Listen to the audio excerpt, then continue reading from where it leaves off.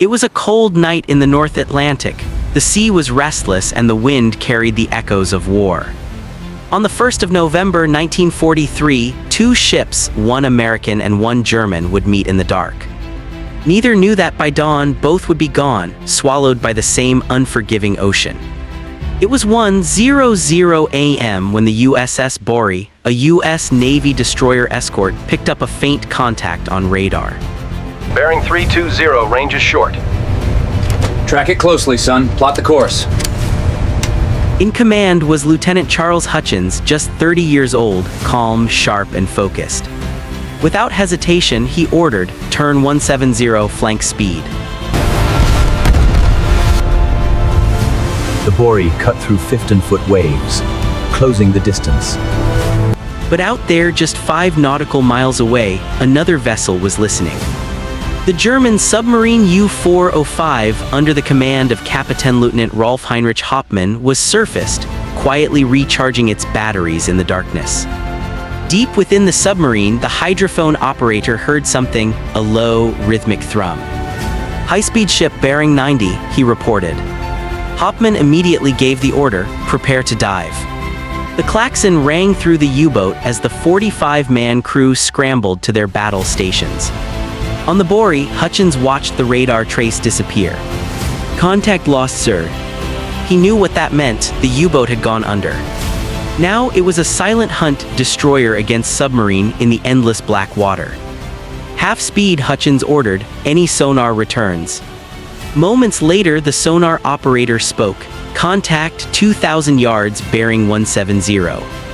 The chase was on again. Below the surface, Hauptmann tried to maneuver quietly, but the sound of Borie's propellers was getting louder, closer.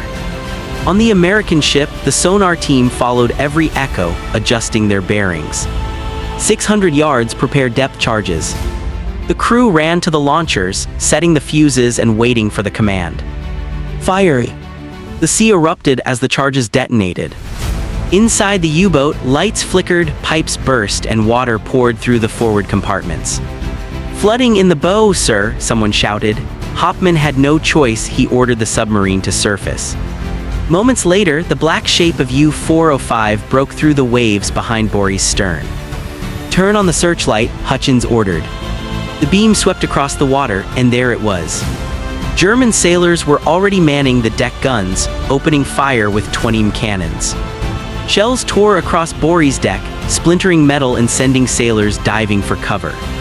But the Americans returned fire. The destroyer's guns roared, cutting through the storm and darkness.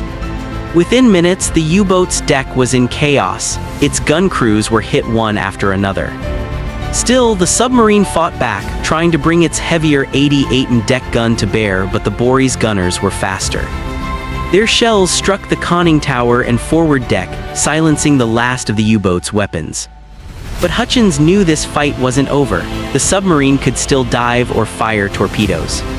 He made a bold decision: we're going to ram it. At 27 knots, the Borie turned hard toward the U-boat. The destroyer's bow struck the submarine with a violent jolt. Metal screeched and both ships locked together, the waves crashing over their decks.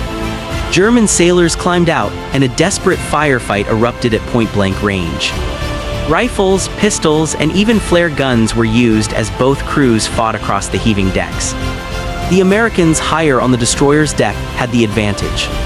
One by one, the U-boat's men were silenced. Hauptmann tried to break free, ordering the engines to full power. The U-405 managed to pull away, but it was badly damaged. Flooding increased, and the sub began to sink by the stern. The Borie followed, keeping her guns trained on the enemy. When the U-boat turned, trying to fire torpedoes, Hutchins ordered the lights off. Moments later, the light came back on, revealing the submarine dead ahead.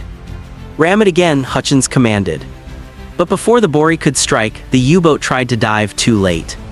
Depth charges exploded around it, tearing open its hull. The sea swallowed U-405, leaving only scattered wreckage and a few men floating on life rafts. The battle was over. 15 survivors signaled surrender. The Borie moved closer, preparing to rescue them. But then a flare appeared on the horizon. "Possible torpedo incoming," someone yelled. Hutchins turned the ship to evade, forcing the destroyer away from the German survivors. Moments later, they were gone, lost to the sea. The Borie had won, but she was dying too. The ramming had torn open her hull. Water poured in faster than it could be pumped out. Her crew worked for hours in freezing water, trying to save her. But in the end, Hutchins gave the order to abandon ship. When rescue finally arrived, 27 of Borie's sailors had been lost. Both ships now rested beneath the Atlantic, enemies in life, united in the same ocean grave. Lieutenant Charles Hutchins and his men would later be honored for their courage. But that night, in the middle of a cold November sea, there were no victors. Only survivors,